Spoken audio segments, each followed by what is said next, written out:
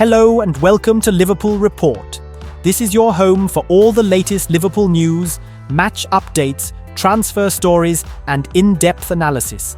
Stay connected and never miss a moment. Subscribe now to stay ahead with everything happening at Anfield. Liverpool survived a scare against relegation battlers Southampton as they came from behind to secure a 3-1 win, with Darwin Nunez'S heroics helping them go 16 points clear at the top of the Premier League.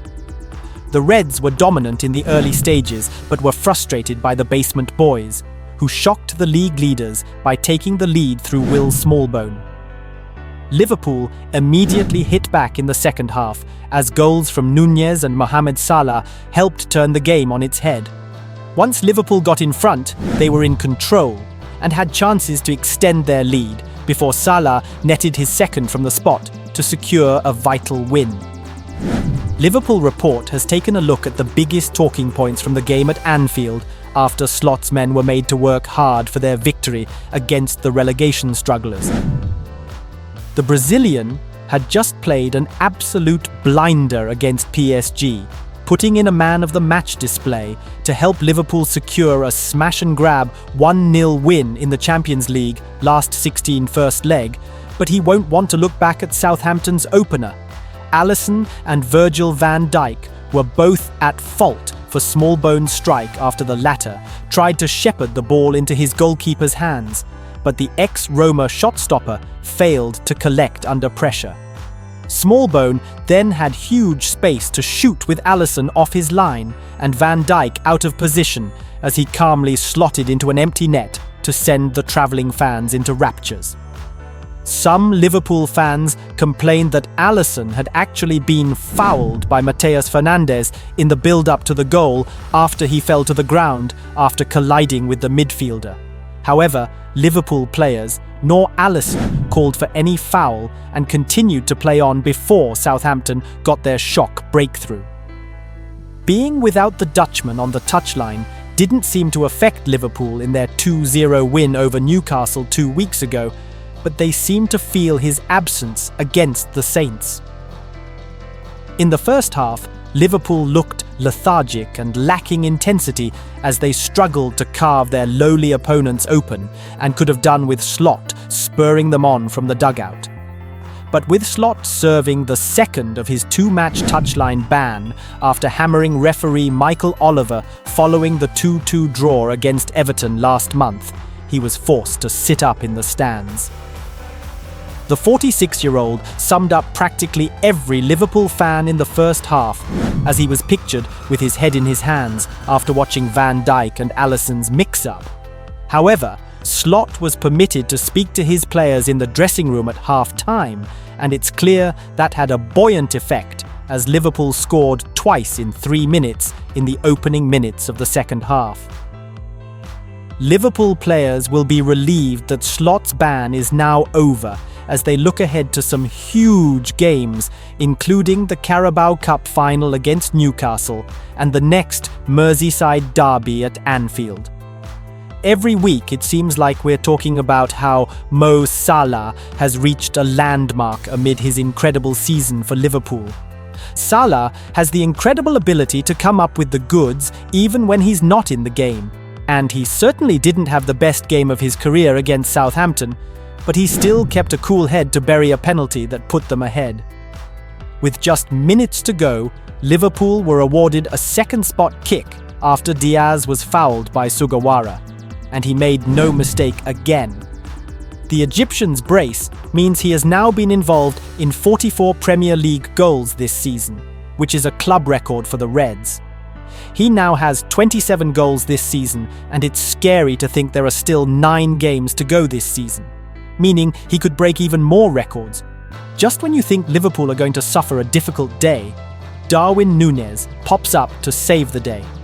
The Uruguayan did it against Brentford in January, when Liverpool were going into stoppage time at 0-0 and desperately needing a goal to keep their superior lead in the title race. He didn't just provide 1 goal, he came up with 2 to help secure a 2-0 win. That came after a tough period under Slot, where he was lacking game time, and he did the same thing against Southampton. Nunez has not scored or assisted in the league since that game against Brentford on January 18th, but after earning his first start since December, he delivered when it mattered. He ended his drought of 10 goals after thumping home from close range from Luis Diaz's pullback. Just 3 minutes later, he then won the penalty that Salah converted after being clattered by Smallbone. It will be a huge reminder for Slot of his ability to change a match despite starting just 7 Premier League games this season. Former Arsenal star Bakary Sagna believes the Gunners can still catch Liverpool in the Premier League title race, while also tipping Paris Saint-Germain to down Arne Slot's side in Europe. Liverpool sit 13 points clear of Arsenal at the top of the Premier League table, albeit having played a game more than their closest rivals.